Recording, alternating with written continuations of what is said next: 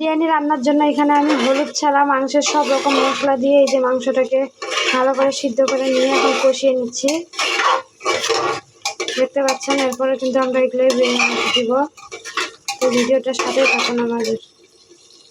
আর এই পাশে এই যে দেখুন, আমি হচ্ছে বিরিয়ানির জন্য চালটা এখন রেডি করে নেব।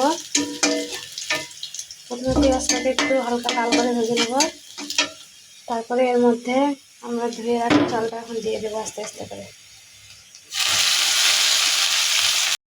তো এই যে আমার চালগুলো দেওয়া হয়ে গেছে, এখন আমি এই চালটাকে ভালোভাবে একটু ভেজে নেব।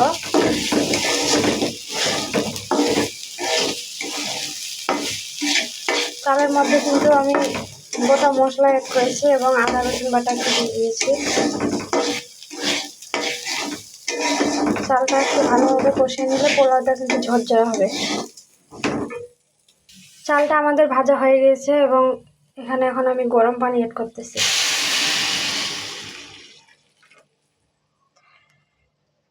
এখন এখানে আমি একটু স্বাদ মতো লবণ দিয়ে দেব, তারপর 2টা কাঁচামরিচ অ্যাড করে দিলাম। আমাদের পোলাওটা ভালোভাবে ফুটতে শুরু করে দিয়েছে, এখন আমি মাংসটা আস্তে আস্তে অ্যাড করবো।